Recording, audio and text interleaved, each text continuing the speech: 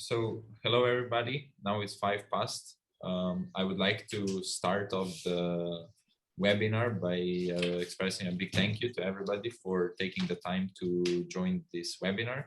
I hope that this is something that will help you in many ways. I hope that it will help you in understanding both what standards and what transparency can really do for your agribusiness, and that you will get some value out of it. This is the goal of these webinars.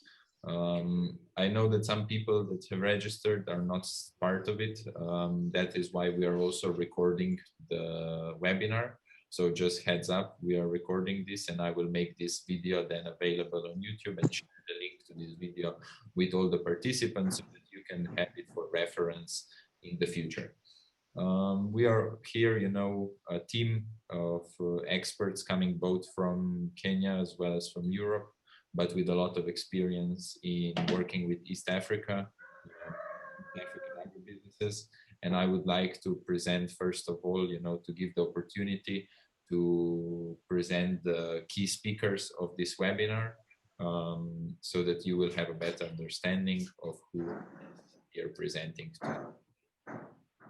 So, Susan, if you can just please take the next slide.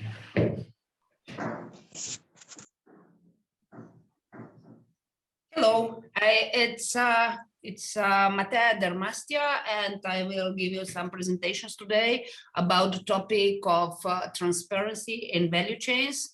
And I am working in East Africa for quite long time, and with particular expertise in the innovation in agriculture.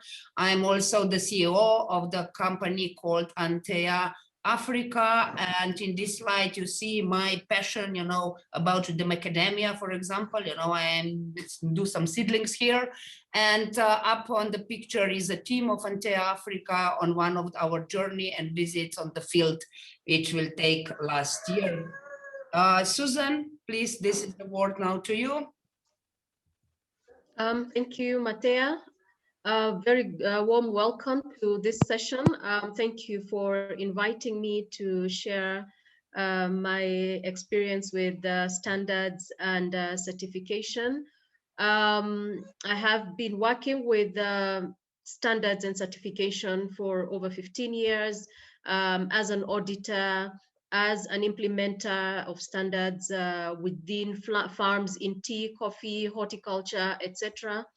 I've also worked in other areas in development, in gender, etc. And for this specific presentation, I will share about standards. What you see on this picture is you see me in a tomato greenhouse. This is in Dodoma in Tanzania. It's one of the things that I like to do. I like training and empowering people to do what they do, to improve what they're doing, to improve their systems and the efficiency of this farming systems.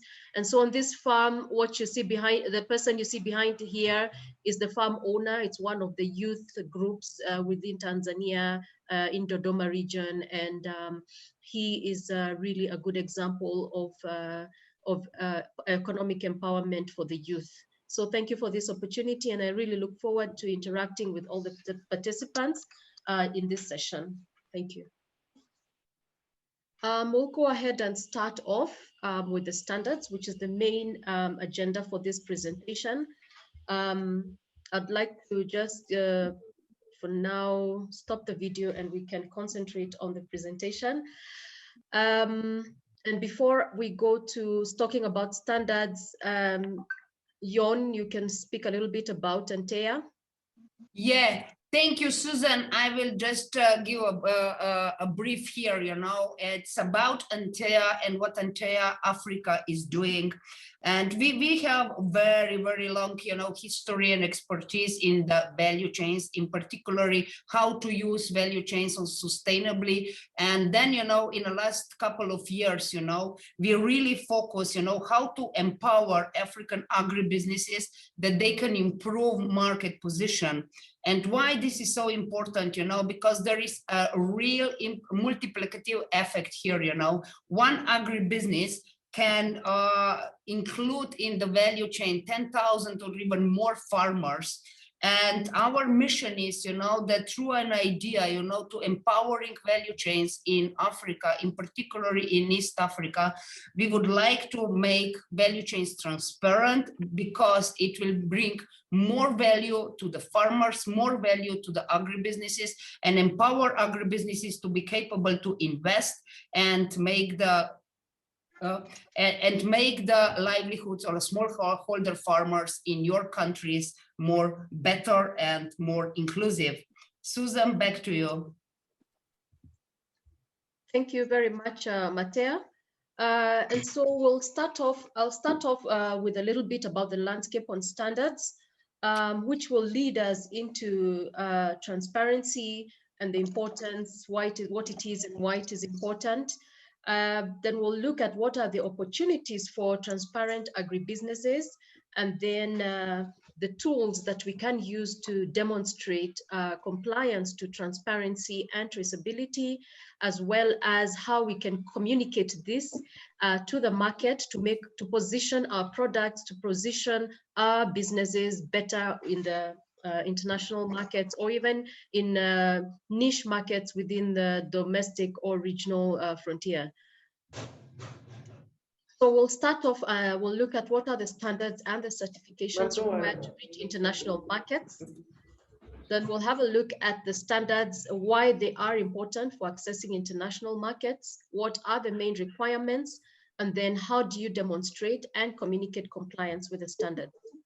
And a quick scan on the Itc Standards Map, which I would recommend that each one of you can access online. On the Itc Standards Map, I just did a quick search, and my search criteria was fresh fruits and vegetables for product, and then under producing country or region is Africa, destination Europe, and as such of that produced at least 42 standards that a producer or a supplier can get certification for or can use to demonstrate compliance to the markets in Europe.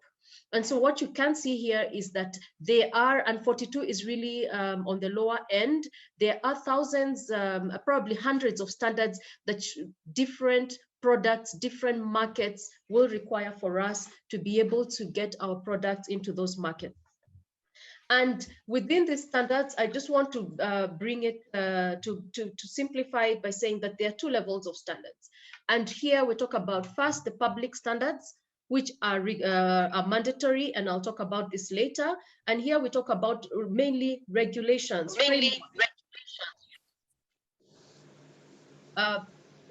Framework regulations and things that are mandatory for compliance, for even market entry, for your product to even enter the market. So it's not about just having a market, a viable market, or an interested buyer, but actually complying with the legal framework within those markets to have your product in the country. And over and above that, then we have the private standards, which are the industry schemes. And here would have private standards, would have best practices, would have codes of practice. And I will go into detail into individual, into this. And in between this, we have what are commonly known as the ISO standards, which cut across both, and they actually act as a bridge between public and private standards in terms of being able to have one or the other. But for public, that one is mandatory and we have to comply. When we come to types of standards, there are three levels, and the three levels are mandatory, which is regulatory. Then there is voluntary standards, and there are also company-specific standards. And if you were to put this on a pyramid, then you find that the mandatory standards come at the bottom of the pyramid. Why? Because they are more. They are, first of all, they are more. They cut across board, and number two, they are the baseline. That's where you have to start. You have to start with legal compliance. You have to start with regulatory compliance to be able to actually move to before you move to the others. And here we're not talking about only compliance to regulations in the country of export, the country that you're exporting to. No, you must also comply with the legal requirements in the country of production to be able to have total compliance and be able to market your product well.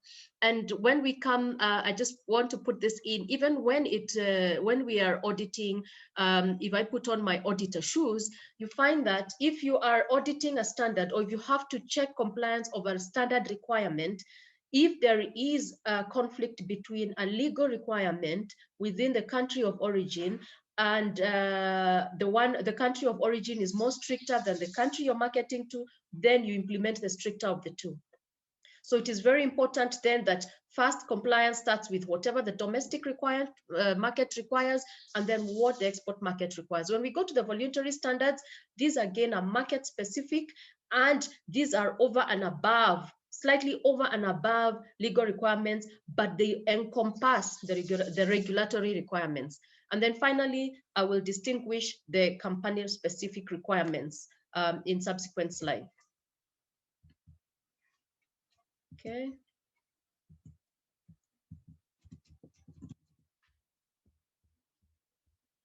Good. Okay. So for the mandatory requirements, and here I'm speaking specifically to addressing anyone interested in exporting to EU. I took that as a case, as an export market for most African countries.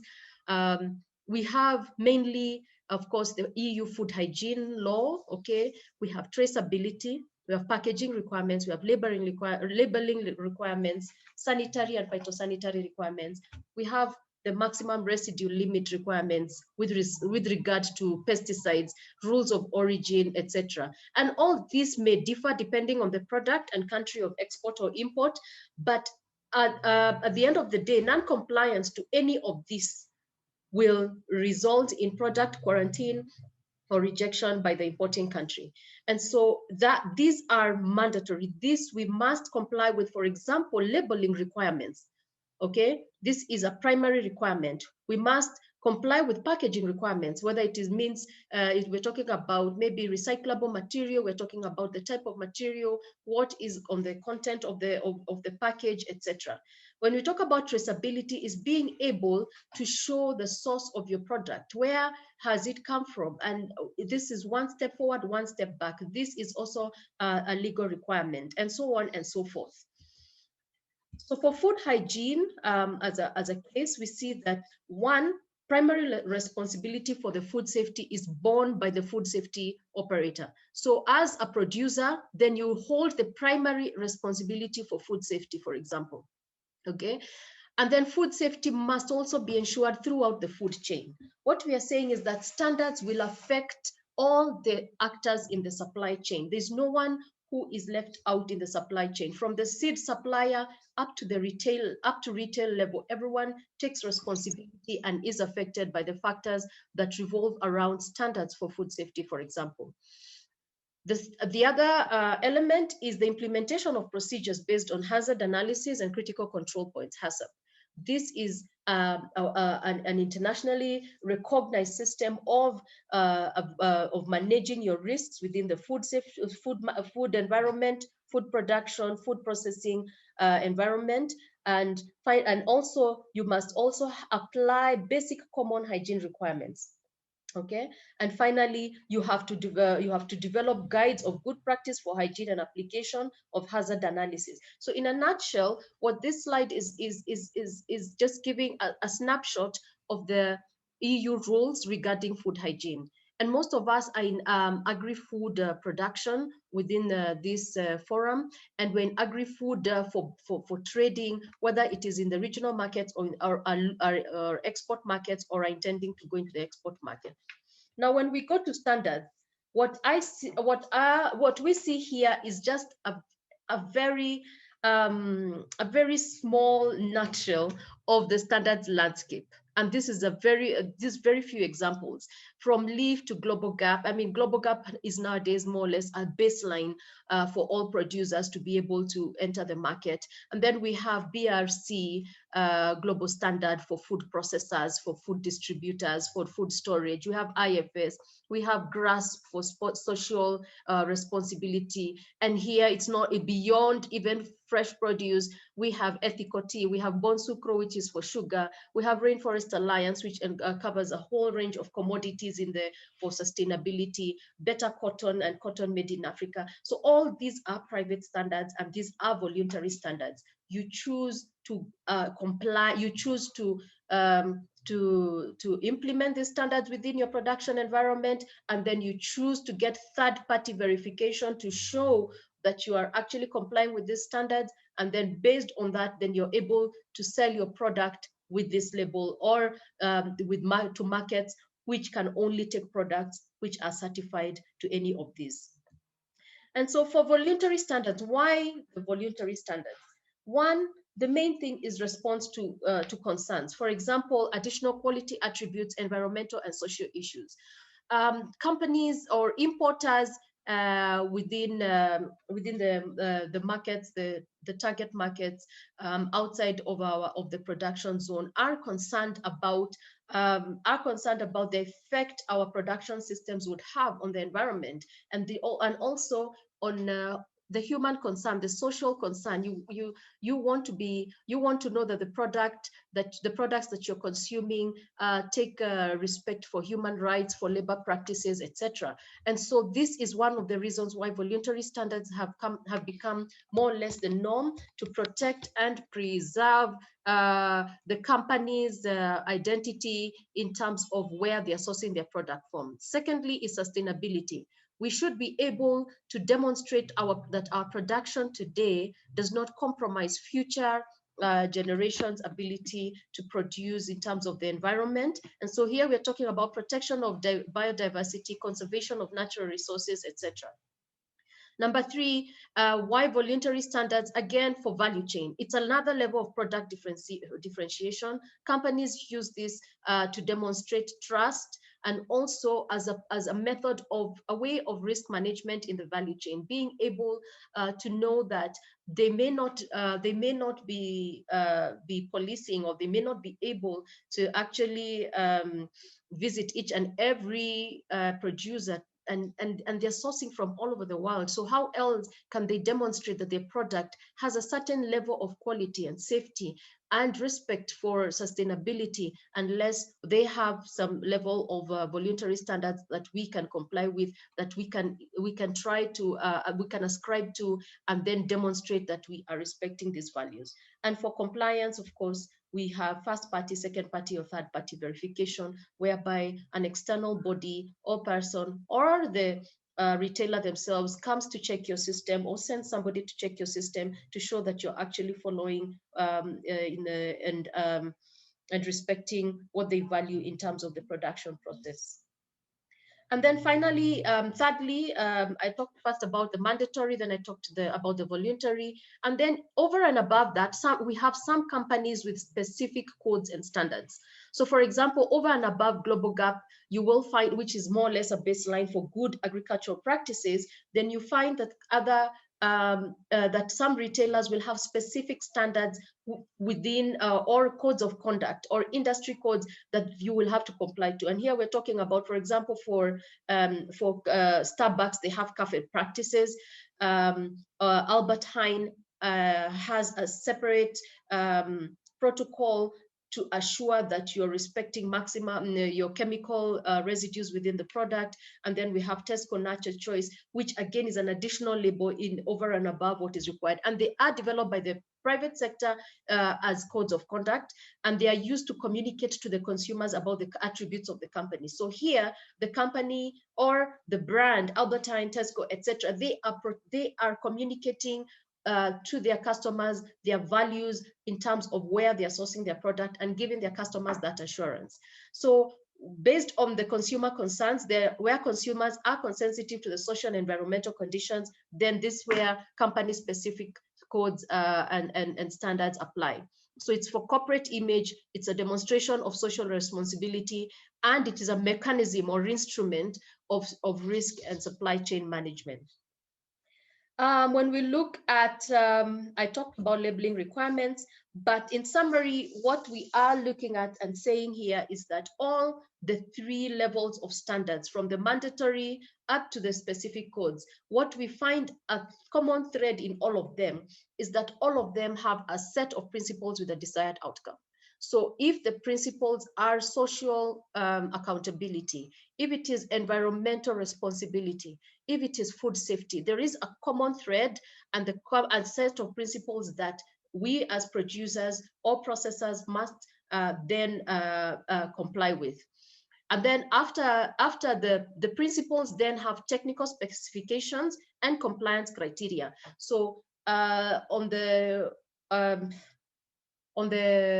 face, you see social accountability, or you see environmental sustainability, and then below that, in depth, you get technical specifications that show you as a producer or processor what can you implement within your system that demonstrate compliance to that specific principle.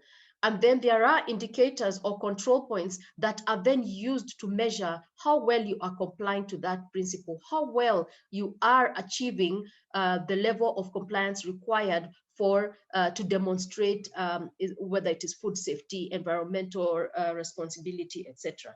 And then there are specific means of verification. There are guidance documents to establish compliance, and then there are regulations on how the standard is governed. So if you seek to be an exporter, you then need to ensure that your products or services comply with all the relevant measures set by the importing country's public authorities and any additional requirements demanded by the buyer. So as a producer, as a processor, the question you need to ask yourself is, what does my buyer require?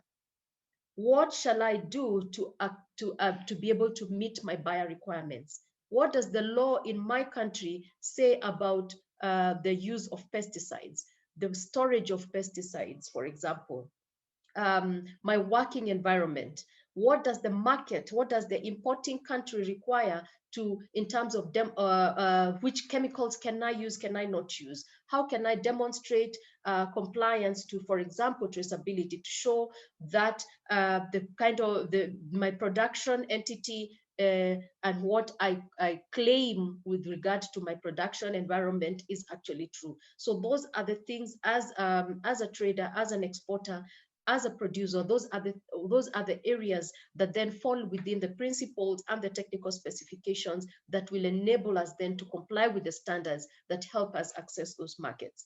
And then through certification, we are able to then show compliance and demonstrate that we are respecting and following those criteria. Another common thread that is in all these standards is traceability. And a traceability system will meet many objectives. One, it will show regulatory compliance. And secondly, it will also, a traceability system enables you to have greater efficiency in terms of your processes, okay? Then you're able to also communicate with your suppliers and customers. You have commercial benefits and financial benefits. I will leave the traceability, the depth of traceability to my colleague Matea to talk about this in depth in the subsequent presentation. But it is a common thread among all standards, because again, if you have put in a lot of effort and resources to compliance with a specific standard, then that your product should be able to have an edge. Your product, you should be able to demonstrate, you should be able to have that added advantage of having, and then be able to have to trace your product through the supply chain in a way then that ensures that there's no mixing of product that follows a certain set of rules and the product that is probably not certified or is of a different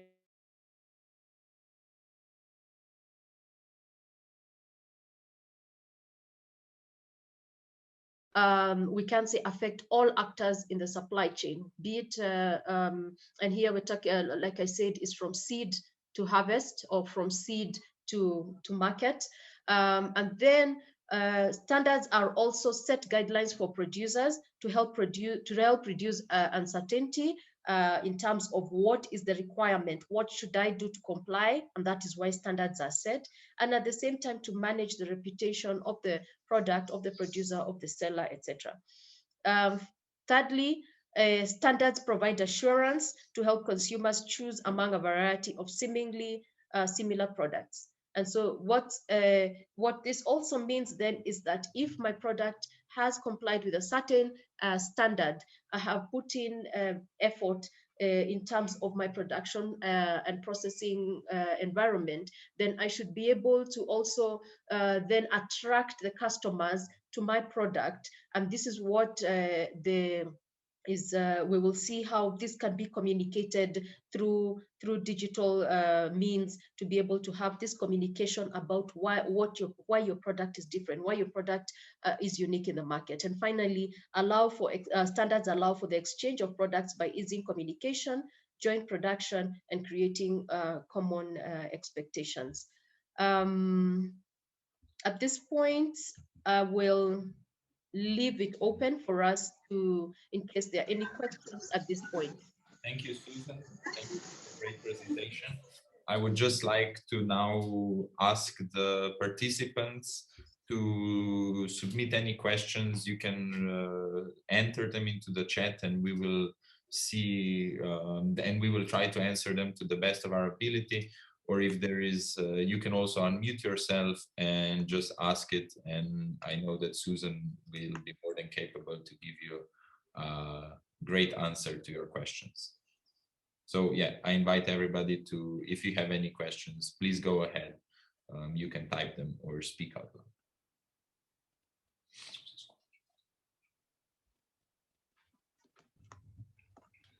Hello, Jon and Susan. Hello. Thank you for the presentation. My name is David. Also part of the entire team, and maybe a question that I would ask that I know we've experienced from some of our existing clients is that with these standards, are they applicable in both the domestic and regional markets? Because you mentioned that you've used EU as a case study. So I wonder whether this is the only place where they're applicable, or whether this also applies locally for people who sell within Kenya or Tanzania or different countries, or even regionally, whether you're selling across smaller international borders. Okay, thank you very much, David, for your question. I would like to say that implementation of standards is across board. Of course, the push for certification and demonstrating compliance to specific standards has come more from the importing countries. However, implementation of standards, whether it is it can be for domestic markets and for regional markets. And at this point, I would like to mention that specifically, for example, in Kenya, I know we have listeners from other countries, but for example, specifically in Kenya, we now have Kenya Standard 1758, KS 1758, which is under Kenya Bureau of Standards. It is a production standard that is benchmarked to international best practice in terms of processing, good agricultural practices, etc. And so implementation of these standards, first of all, because we've already seen whatever you're implementing, first of all, helps you in making your production or processing systems more efficient. So you already introduce efficiency into your supply chain. Secondly, we're talking about things that are important for us as well. For example, environmental responsibility, social accountability.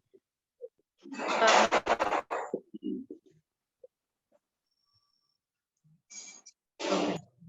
There's a bit of noise in the background. And then, so again, when you have environmental responsibility, and by environmental responsibility, we're talking about normal practices like soil conservation.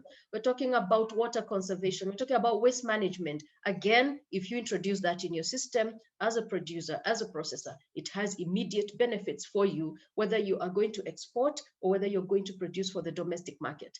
When you have food safety systems implemented within your farm, again, it has benefits for you, whether you are going to export or whether you're going to sell in the domestic market or even in the regional market. So David, to answer your question, these standards are cut across board, across all markets. And I would like to actually say that if you are going to produce even for the local market, and you get yourself these standards and possibly go to the level of even certification if need be, then you can have a label that then gives them your market an assurance of your product, and you're probably going to target a market that is willing to pay that extra cost for the assurance of food safety. Even in the domestic market, we get that assurance, we get a premium or an extra price for those markets, lucrative markets that are willing to pay for the effort you've put in and for a product that has some level of assurance. Okay, thank you very much, Susan. I think that has answered my question. Susan, I see that in the chat there is Henry that submitted a question in regards to if he gets the country-specific standards. I guess that he, being from Uganda, means the Ugandan standards. Can these standards be used for trade or export of his products to other countries? And if no, why is it that it can't work this way? Okay. The standards, when we think about, when we're talking about standards, we have to think about the market. So when you think about the market, what does your market require? The market that you're exporting to, be it a regional market, if for example, you're in Uganda and you want to export to Kenya or to Sudan or Kenya, we have the importing country has their specific requirements.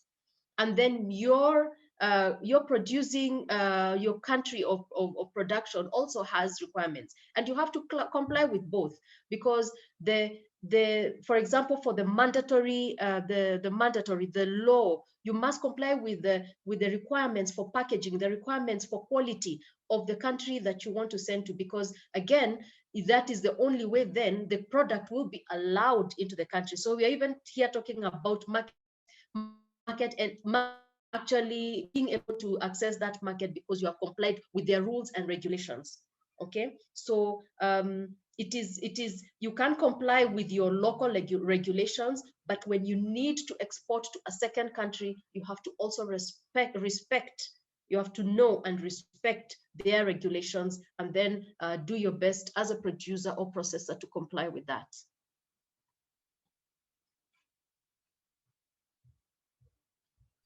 Great. In the interest of time, I think that all other questions we'll try to answer email after it. Until then, please, let's just go to the next part, and I will now share the presentation here. Okay. So Susan, you make, I mean, it's when it comes to standards, we do have direct link to the topic that I will talk now, in which is about transparency. Because what we learned is, you know, that maybe companies and agribusinesses understand about the standards, but the big issue is coming, you know, how to present, how to communicate them. And it is extremely important because transparency comes as a top one trend for the 2021. What does it mean, top one trend? This means that the companies who will be capable to be transparent will have a great chance to be upgrading in the value chains. And whatever Susan said in the previous presentation, it's really about the approaches to the sourcing and about the environment and about the health. Everything what she mentions is part of many standards. Okay, and what is transparency? If standards shows, you know, what you have to do, that you are doing according to the standards, transparency help you to communicate this to your stakeholders. It can be your buyers, it can be your suppliers, it can be your government, it can be your partnership that you have in local or international community.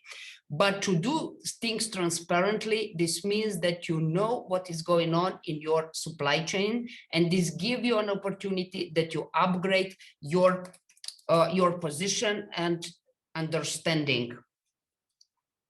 So What's going on is, in particular, Susan mentioned that there is becoming a big pressure from the buyers, from your buyers, and from the governments and from the stakeholders. They want to see what is going on in your supply chain. They want to see if you comply with the standards. They want to see how you deal with the farmers, how the farmers do the production, but also how the agribusinesses do the process. It's not only about that the growing the crop is important, it's also important how this crop is handled and how this crop is processing.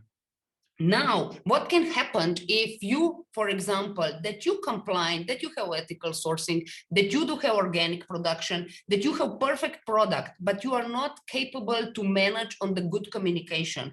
It might happen, you know, that suddenly the retailer in the end of your value chain kick you out from the store. What exactly happened to one of the avocado producers in Kenya?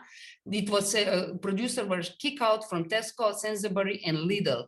As I mentioned, even in my previous presentation, I always said I do not know what was really happened there. But the issue was that the producer of avocado was not really capable to transparent communicate the standards that they have, the human rights they observed, and how they deal with the environmental standards. It can be even more complicated. For example, you know, very recent experience from Ivory Coast, you know, the biggest producer of cocoa, okay? And it comes out, you know, that there is several kits were imported from Mali, and these kids were promised to get the payment for their work. It comes out that the kids didn't get money. It comes out that they were exposed to the very harsh working environment, applying pesticides, herbicides, and so on and so on. And these kids, you know, they put Mars, Nestle, and Hershey to the lawsuit in United States. We can say what this has to do with me is just what has to do with everybody is, you know, that it can happen if you do not know what's going on in your supply chain, that around the corner, someone put you in a very, very big risk.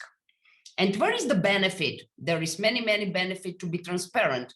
First of all, consumers are willing to pay up to 10% more for the product, which are capable to show the greater supply chain transparency.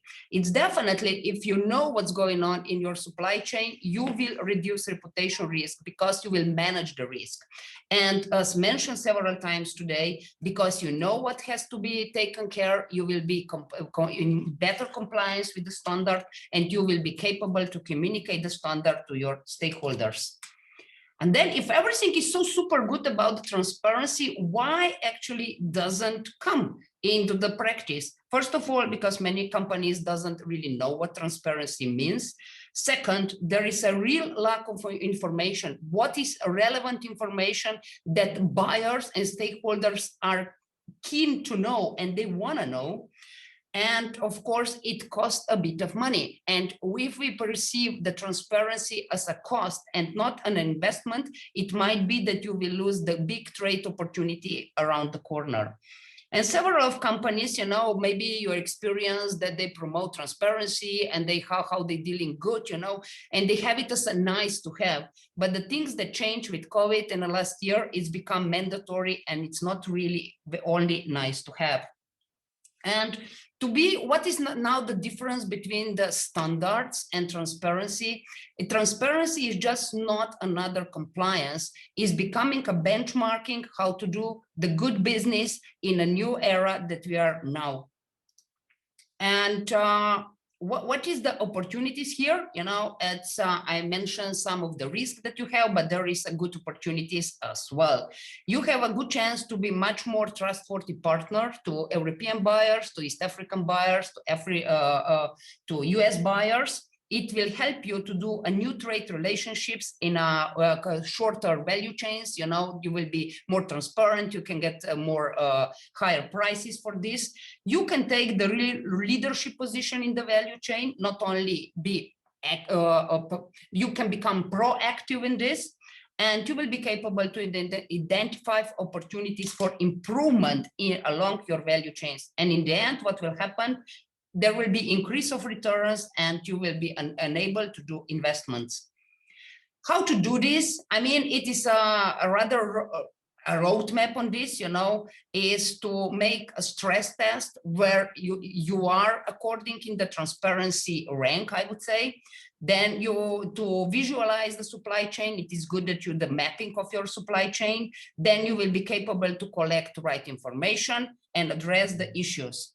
And then in the end, what transparency is about, to disclose information to relevant stakeholders. And we will talk maybe in the end a bit about the transparency stress test. It is a short stress test, but it show you, if you're interested, where you are standing in a transparency rank. And we will share the link to the transparency in the chat, so you can put your information in and you will get the first feedback about your transparency in about 5 minutes. Okay, so here it comes to the end of my presentation. We can take some questions now. Otherwise, I will ask Jon to give you an idea how you can use the digital tools to increase your transparency. Jon? So are there at this point, you can either, again, we can go through the chat box, or you can just speak up. But please, one at a time if you decide to speak up.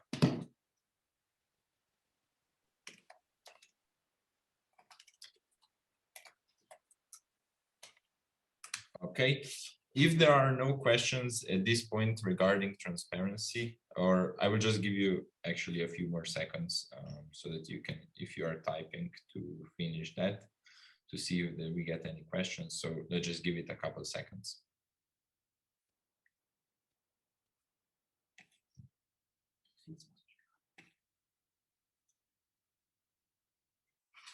Okay, so I guess that everything in regard to transparency was pretty clear at this point. So Matea presented very well in theory what transparency means, how to achieve it, and what are sort of the benefits of achieving transparency and becoming a transparent agribusiness.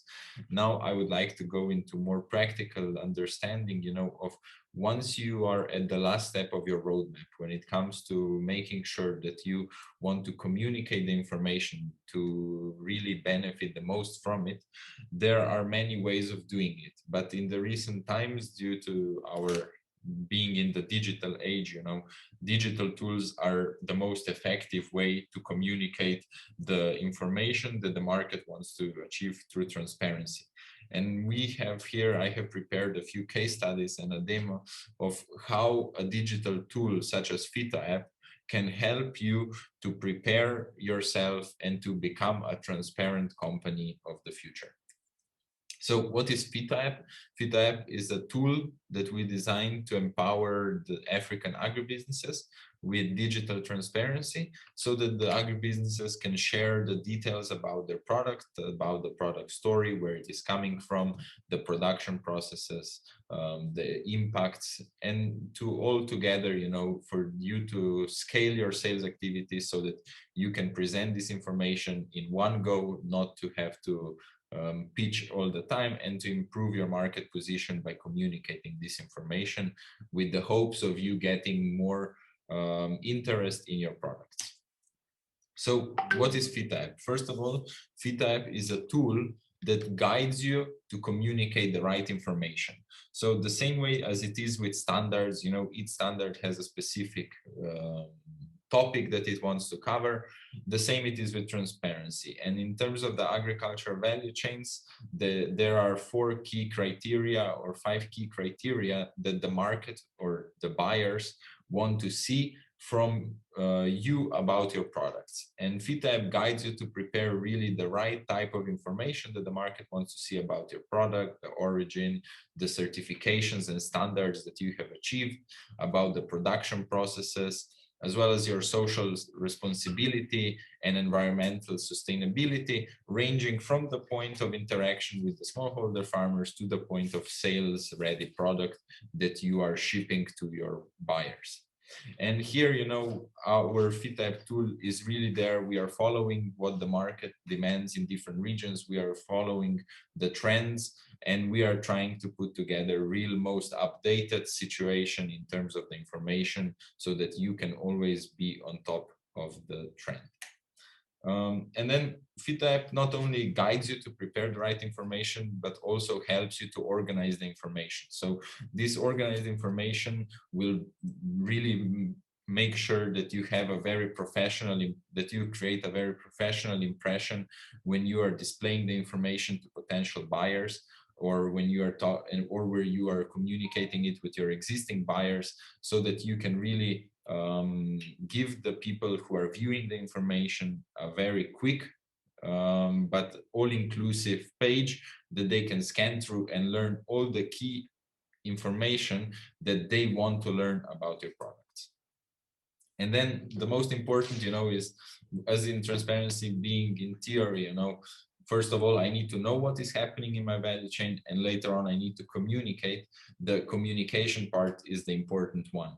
And here we design different ways for you to communicate this information that can either go through a URL link on your social media or through email, or you can share it with your QR label on any sort of physical interaction that you might have with the buyer. So either on the product packaging or including it into the marketing materials such as leaflets, posters, when you are attending trade fairs, into your banners, etc., so that you can really reach the maximum number of potential buyers and improve the chances of getting new trade opportunities. So here are just a few case studies of companies that were really successful in implementing transparency and Fita app that helped them open new markets. One of them that we are very proud of is called Mionga. They are a dry fruits producer coming from Kenya. They work with thousands of smallholder farmers across Kenya, and they process the fruits, so they do value addition. And then they, about a year ago, they were starting in the local market, they were meeting the standard requirements, and they did a little bit of export. And by becoming transparent and using transparency and Fita app as a strategic tool, not just a very, not a nice to have, but as a strategic tool, they were able to expand their markets. They were able to position themselves as a transparent agribusiness who is now supplying buyers all across Europe, supplying buyers all across the Middle East, and were even able to get their packed product aimed at consumers through a distribution channel in Germany, all enabled by them using transparency and Fita app as a strategic tool. The second one is Pelera Group from Uganda that produce shea butter. This is a company that again works with smallholder farmers, and it was able again to use Fita app in a way to scale their sales activities in a way that was allowing them to make sure that the products that they are selling don't only have a good quality, but are able to communicate the story around it. And because of it, now they are expanding their export market in Kenya and in Ethiopia, and they are building this trust and loyalty with consumers on everyday basis by communicating this information through the product packaging that they sell in the local market. So some other success stories, include companies ranging from coffee producers to moringa producers to macadamia, avocado, etc. So it is something, that is not limited to any specific product. It is something that is general, of great value for companies dealing in any sort of natural products, natural ingredients, where the story about the product and the details about the product really do matter. Please do. So here, if anybody is interested in seeing more in detail how Fita app works, we are more than happy to provide a one-on-one meeting so that we can take you over how the tool works, and that you can then see whether this is something that is of interest for you and your company, and to see so that we can help you and advise you on how you can implement this for the biggest benefit of your company. So if you are interested in this, you can follow. I will send a link in the chat below, and this link will be a short form that you can submit and express your interest for the demo. Now, if there is anything you wish to know about it, if there are any questions, please go ahead and we will proceed. I already see that Justice has asked the question, in which regions have you launched the app? So for us, this is not, we are not really focused on regions. We are currently working predominantly in Kenya, but our goal is East Africa. So we want to help East African agribusinesses to really make themselves stand out in the market. So that, yeah, this means then, yeah, Kenya, Uganda, Rwanda, Burundi, Tanzania. Those are the countries where we see that agribusinesses have an incredible chance in the market and an incredible product. And this is a tool that can help them reach new opportunities and reach new markets.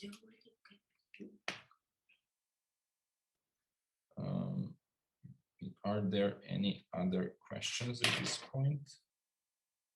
I will just wait a few more seconds to see, and I will just now paste the link to the form where you can express interest for a demo of how the tool works in the section in the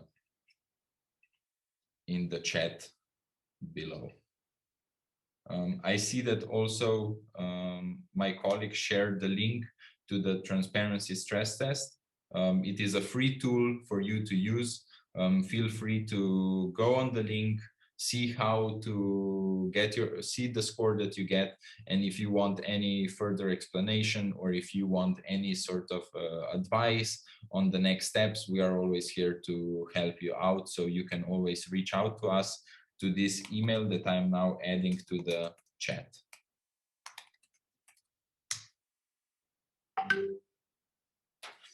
Okay, so Justice asked. So it is a web application. So it is not based on.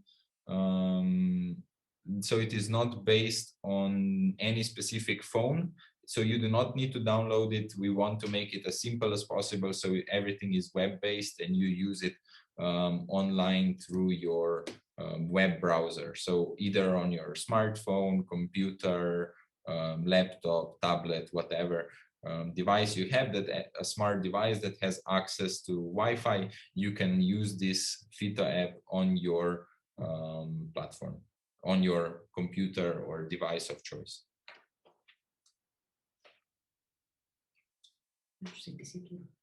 Okay, so I think that we covered more or less everything.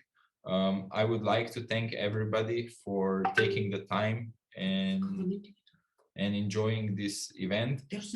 For now, let me just go back a bit. I'm getting some information that some questions have not been answered. So I'm just going back in the chat to see if we have anything. So I see here that there is one question regarding the standards and the certifications. So this is something that I would like to ask Susan to answer. And the question is about sort of the cost implications of certifications and standards and the benefits that are available for meeting these standards. So Susan, if you have an answer to this, please go ahead. Okay. Thank you, Victoria, for your question about standards. And yes, there is a cost associated with compliance, and I would say that the immediate benefits of compliance would how do I say it? The first benefit I see with regard to compliance, not only to standards, but also compliance with regulations as a producer, is one, the efficiencies that you get as from the savings you get from improved operational efficiency. Because once you streamline your operations in a standard way, because what standards do is just give you a roadmap and principles on how to do how to do whatever you're doing on your farm in a more efficient way. And also, if you're doing, for example, when we talk about the elements of conservation, we talk about conservation, soil conservation, water conservation, the efficiencies arising from better water use the efficiencies arising from not polluting the environment, every gain you make from that already is a plus, because if you're managing if you're recycling your waste, if you're keeping your organic waste properly, and you're able to use organic manure, etc., then you've improved your efficiency, you've introduced some savings, and you're able to already get a benefit from that. Secondly, and I think this is where the communication comes in. A lot of times we put in a lot of effort in making our production or processes better with in-house, but we do not communicate this to our market. We do not communicate this to the people who are buying. So that means then our product goes into the market as any other product. We've not communicated why my product, as Victoria or as Susan, why is it different? What makes my product different? Because maybe if I'm able to communicate, and that's what this Fita app does, is try to actually communicate what is it that you're doing differently. I am sourcing from women and youth, my product attractive. So for me as a buyer, if I want to have an impact or make a difference for women and youth, maybe I will choose your product. I mean, in the times we're living in, people have become more sensitive and concerned about hygiene, and that translates to food safety. So that means if I can communicate that my product is produced in an environment that assures food safety, then that means then if I am a buyer on a supermarket shelf, for example, and I see your product because you've made me, you've sensitized me, you've communicated, then I would probably be willing to pay 50 shillings or well, maybe $50 or more per kilo for your product, because I am aware, I have the awareness, I am sensitive to the fact that your product is different. So I agree there is a cost to compliance, but as soon as we're able to have compliance, then we communicate it adequately, then we will start to derive the benefits. It may not be immediate, it may be long term. The other people of course, the environment will be happier for it. Your workers will be happier, of course, because you will then respect workers' rights, minimum wage, etc. But also then those are what we call the ripple effects of being able to comply with the different requirements. But on the other hand, then again, when it comes to, because all the standards also incorporate regulatory mandatory requirements, things required by the law, then you're also basically obeying the law, making sure you're disposing your wastewater properly, making sure that the product you're presenting to the market is safe for human consumption. Again, you are being a law-abiding citizen. So there are all those other non-monetary benefits that you will get, but eventually the efficiencies will introduce savings in your system that will result in monetary benefits, and if possible, and probably also your communication then will differentiate your product and provide a niche market for that. Susan, thank you for the amazing answer. I think that this cleared, that it helped. I hope that it helped whoever asked the question. And yeah, so now I have prepared a few questions that you can go in the chat. And, oh no, I see that there is one more question. Excuse me for this. I see that there is a question about the costs involved from Lucy. I believe that this is a question in regards to the cost involved of the Fita app, because the stress test link that we sent is free to use. Go ahead and use it for your purpose. For the Fita app, the cost is based depending on your product range. So the cost is something that we need to talk together to figure out what is your product range and to see how it moves. But in general, I can give you some estimations that the usual is about $400 US for your product per year. So it's an annual subscription that involves all the support, all the technical support, content support, as well as any type of onboarding that you need. So we give you a tutorial how to use the app. We are always available there, and you can use it for a year's time. Let me see, now we're getting some other questions. how do I benefit from being transparent? There was this one question that came in. So Susan, this was something that we discussed already, but I would like to just again, you know, transparency is something that will allow you, you know, to really stand out in the market and allow you to move forward in the next part of your business venture. Now in the chat, I have my colleague has submitted this link, which goes to Mentimeter tool.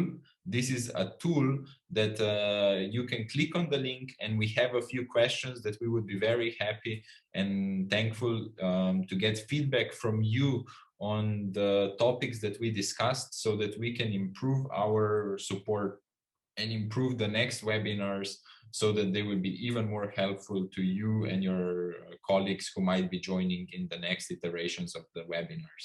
So I would like to kindly ask you to go to this link in the chat, this Menti chat.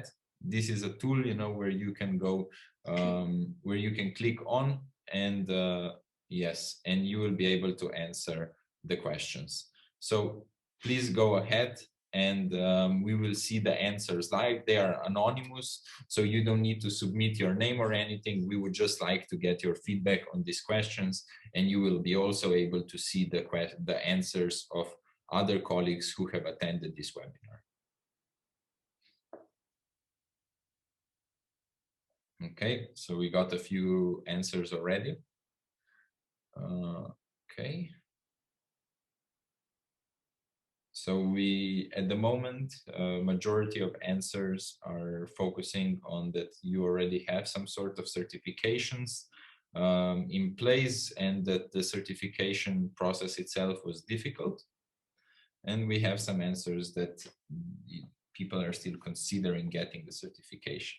Okay, so we have 6 answers. I suggest we wait a couple of seconds more, maybe 10, 20 seconds, so that we give everybody a chance to follow the link and give their answer to this. Okay. Susan, can you ask Susan? Okay. Okay, so maybe just 5 more seconds, and then we can move on to the next question. Okay, so let's move on. So do you require any professional guidance for getting the certificates? Is this something that you already encountered and you needed some support in obtaining those certificates, or was it something that you could have internally figured out and made sure that it worked properly within your organization? So again, I will give a few, like 20 more seconds, so that we get the results from a few other people, a few other participants.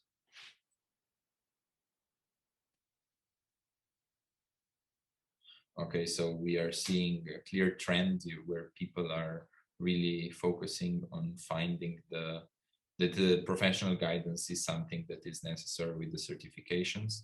And this is something that we are looking into, of how we can structure support so that companies like yours are able to benefit and are able to go through the certification and audit processes smoother. Okay, please go to the next question. So how high will you prioritize transparency in the future developments of your brand or your agribusiness? So here, let's see what the answers will be. Okay. So we have the options. I will absolutely implement more transparency. I will put it on the agenda. I will consider it. I don't think it's something for our brand or agribusiness. So let's wait for additional 10 seconds to see the response.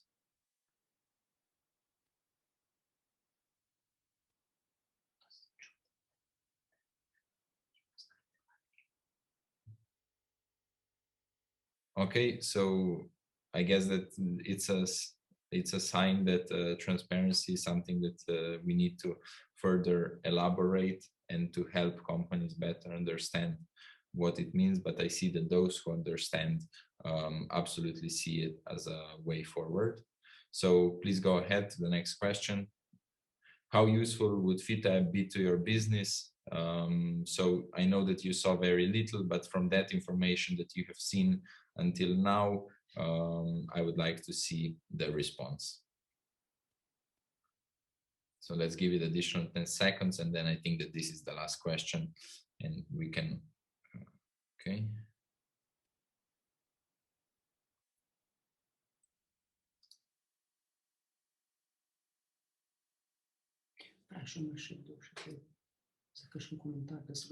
Okay, so let's go on. Okay, we're still getting some answers. Perfect. So these are very encouraging answers. So thank you for the feedback. And as I said, if you are interested in Fita app, I submitted in the chat the link, and I will also include this link in the follow-up email so that you can see how, so that we can see how to work together and help your company. Okay, please move ahead. Okay, so this is the free transparency tool. So if you would like to use it, it's there to use. This is just for us to get the feedback whether or not this is something. Okay. So Lucy, I see that you answered the question that you have already done the transparency stress test, but that some questions are not relevant for the type of business that you do. I suggest that you maybe further elaborate on the type of business that you do, so that then we can see if there is any other way that we can help you out. If you do not wish to speak out publicly here, we can arrange, you can contact us at the info@Antea-Africa email, and we will follow up with you.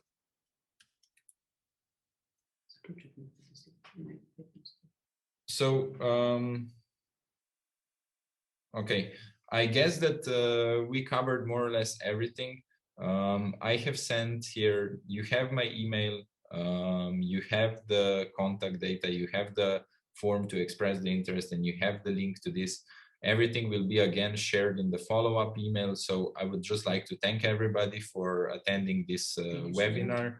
I would like to especially also thank Susan for being a great guest speaker and being part of this amazing webinar that I hope helped everybody that attended it. So thank you for your time, and I hope that we will be in touch soon. I hope that this is something that you found useful, and that is something that we can continue working on together. So thank you very much to everybody, and have a great day. So this is it from our side. Thank you and goodbye. Thank you, Jan. Thank you. Thank you.